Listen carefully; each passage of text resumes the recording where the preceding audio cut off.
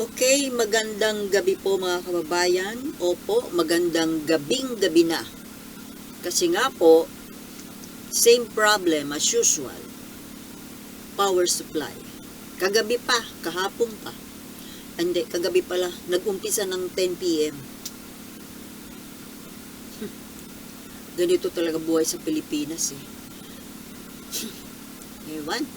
PBBM, asaan na yung ating renewable energy? Yung mga sinabi nyo noon na windmills at saka yung bakit hindi pa pinapaandar yung Bataan BNPP ba yun? Oh yeah, BNPP, Bataan Nuclear Power Plant. Bakit kaya wala pa rin? 2 taon na. Okay. So,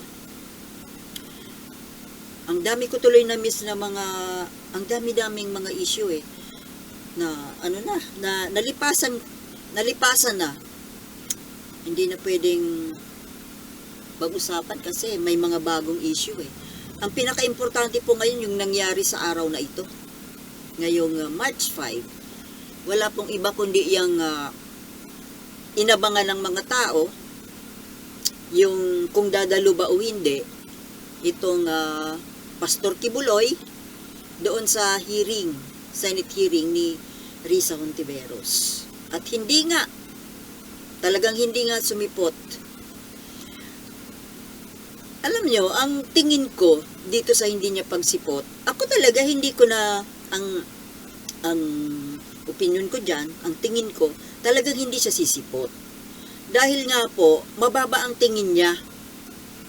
Sa ginawa niyang yan, pinapatunayan niya na mababa ang tingin niya sa gobyerno. Mababa ang tingin niya sa Senado, sa gobyerno national, at maging sa Pangulo natin. Hindi nga ba kung ano-anong pinagsasabi niyang mga nakakahiya, nakakadiri na mga akusasyon niya sa Pangulo natin at sa asawa ni Pangulo. That just goes to show na ganun po kababa ang tingin niya. Ganun kababa ang tingin niya sa pamahalaan natin. Hindi niya nire-respeto. At sa kanya, para sa kanya, siya ang pamahalaan. Siya ang mukhang gobyerno. Kasi nga, di ba? Sinabi nga niya na mag-resign na si Pangulong Bongbong Marcos at siya na ang mamumuno dito sa bansa natin. O di para sa kanya, mas magaling siya. Mas magaling siya kaysa kay Marcos Jr. Sa dami kong gustong sabihin, nagkakandabulbul na dila ko eh. Mas magaling siya sa kasalukuyang Pangulo. Kasi ang tingin niya sa sarili niya nga, Diyos. Diba? Dati na niyang sinasabi na siya ay appointed son of God. So, ang tingin niya sa sarili niya, mas mataas siya kay Pangulong Bongbong Marcos. Mas mataas siya kay Risa Hontiveros, sa mga senador, sa mga congressmen, mataas siya. Pinakamataas siya dito hindi lang sa buong Pilipinas, kundi sa buong mundo. Hindi nga ba't ang sabi niya, siya ang may-ari ng sanlibutan. Hawak niya ang mga kaluluwa ng bawat isa sa atin. Kaya yun ang tingin niya. Kaya bakit nga naman siya bakit siya sisipot sa hearing? Bakit siya maniniwala sa panawagan ng isang senator, Risa Hontiveros? Wala sa kanya yan eh.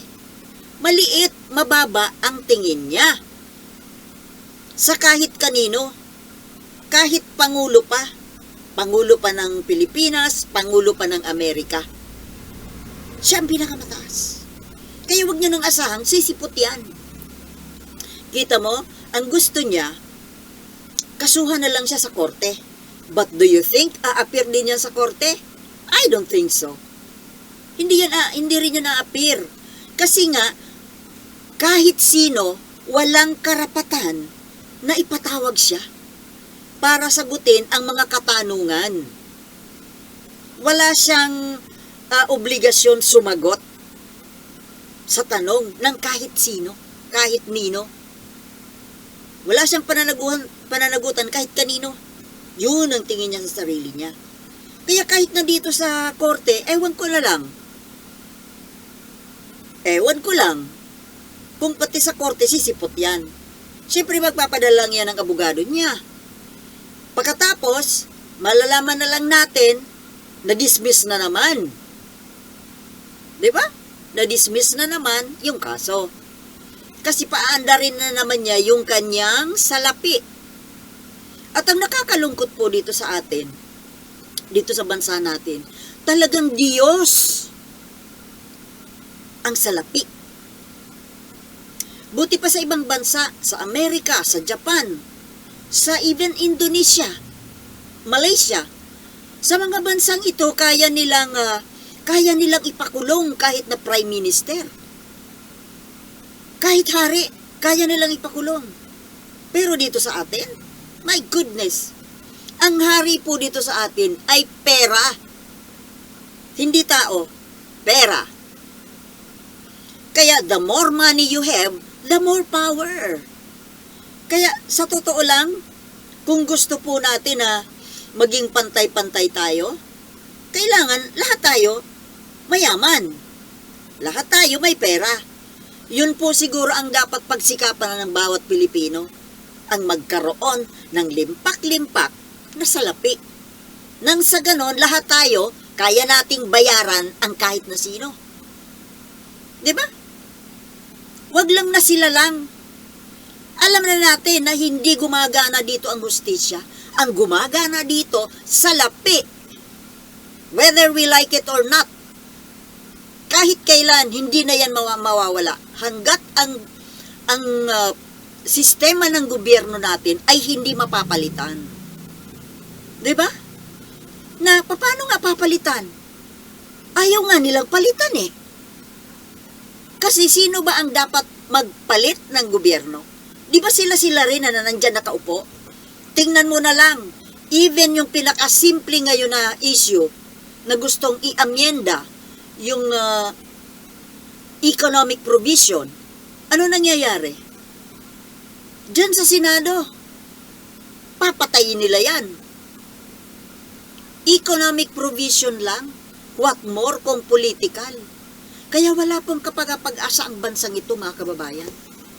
Gustuhin man ng kahit mamamayan na ang kumikilos, yung People's Initiative. Ayaw nilang maniwala na talagang people yung may gusto nun. Kasi sa sobrang kakaduda, wala. Tingnan nyo ang nangyari ngayong araw na ito. Yung hearing dyan, na inaasahan natin, or shall we say, hindi naman marami sa atin ang hindi umaasa.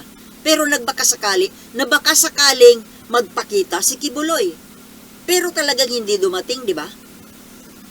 Kasi nga, wala siyang panahon para dyan.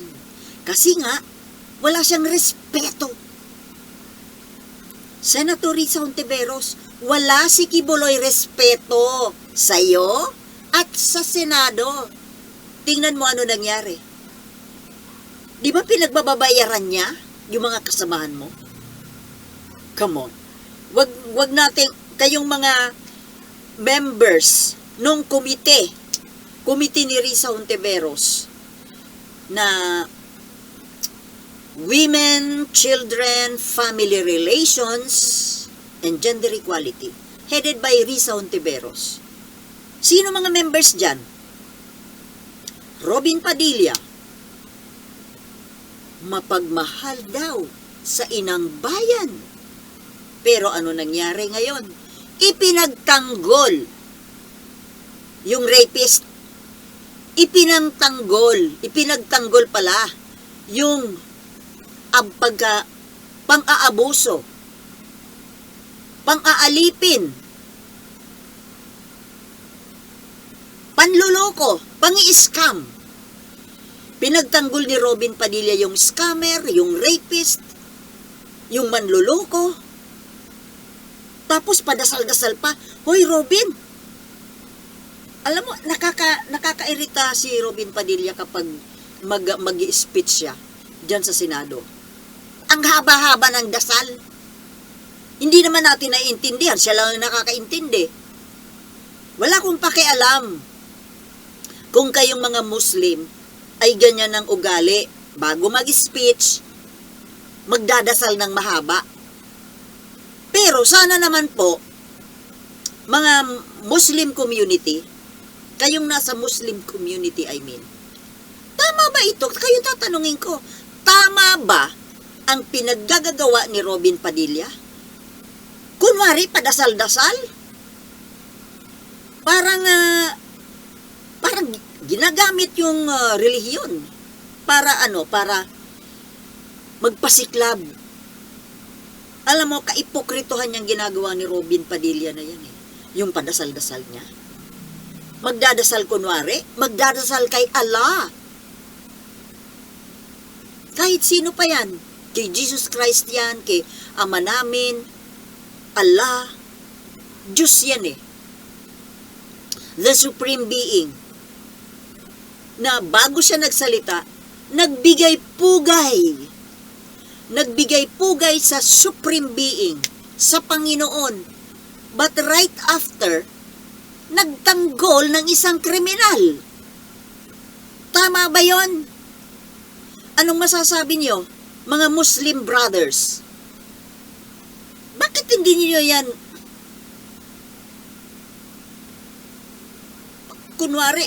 kunwari napaka-religyoso.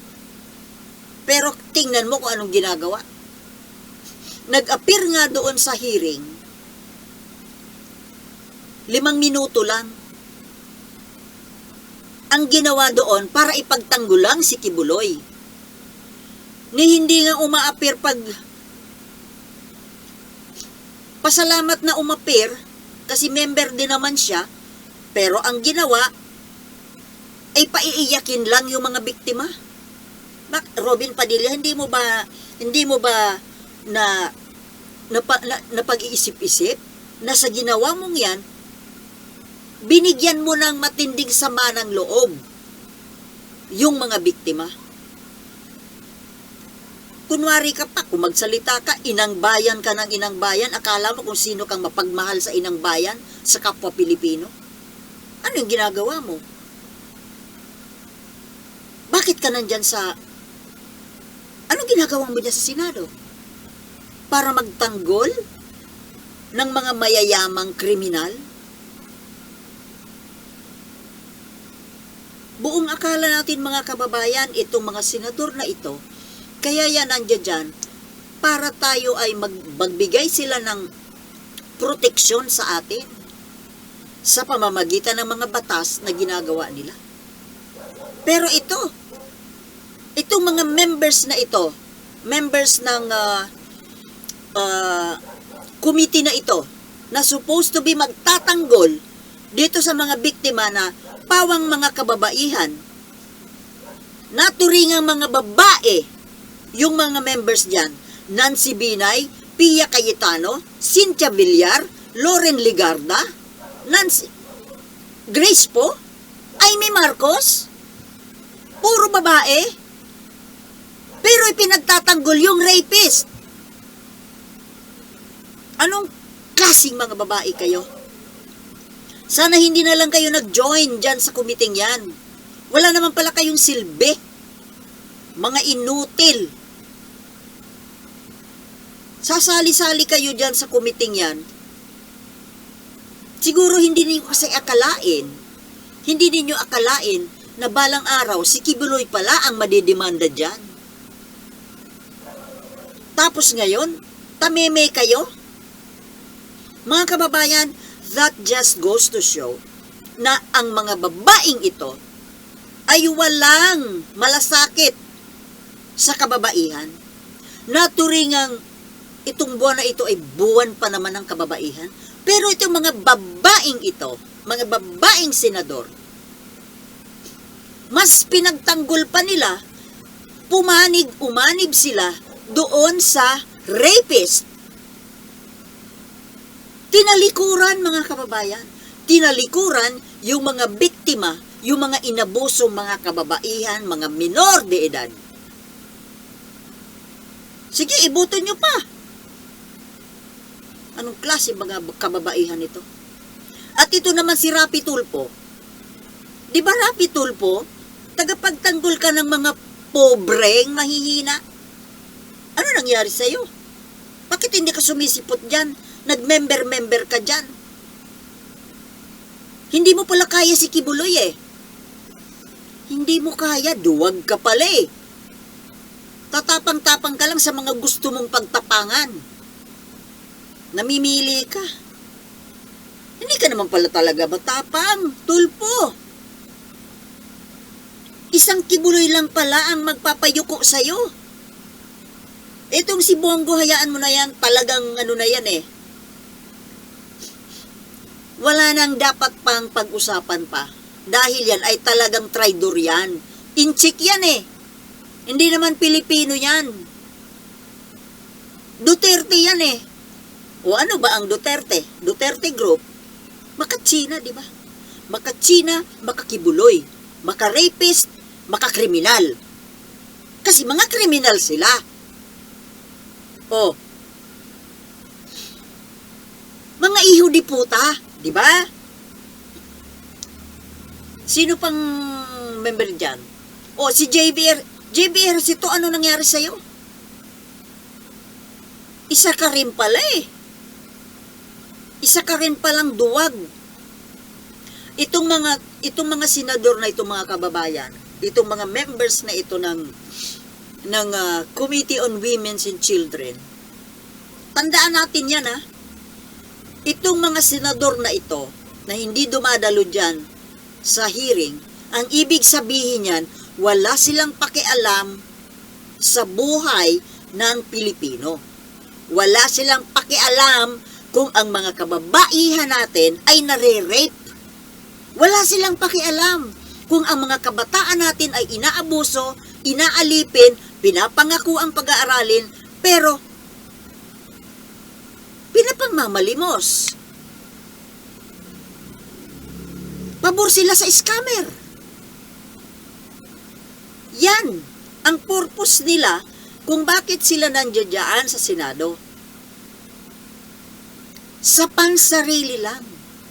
Pansariling ambisyon, pansariling interes, pansarili lahat. Walang pakialam. Wala silang pakialam sa ating mga Pilipino, sa taong bayan. Wala silang pakialam. Wala silang paki. Kaya mga kababayan, itong Senado na ito, dapat itong mawala na. Naku! Sarap nito pagpupupugutan ng ulo eh. Itong mga kontrabidang ito eh. Ha? Hay nako. Kaya mga kababayan, sa darating na midterm elections, tandaan po natin ang mga yan, yung mga magre-re-elect dyan. Magre-re-election. Akala siguro kasi nila, ay, okay lang yan. Matagal pa naman ang eleksyon eh. Lalo na yung magre-re-elect sa 2028, pakagaya ni Robin Padilla at ni Rapi Tulfo. Matagal pa naman anya ang panahon. Pagdating ng 2025 o 2028 elections, makakalimutan na yan ng taong bayan. Itong kasalanan natin na ito, makakalimutan na nila yan. At ang mga Pilipino pa naman, makakalimutin. Madaling magpatawad, madaling makalimot. Pero mga kababayan, ipapaalala natin yan.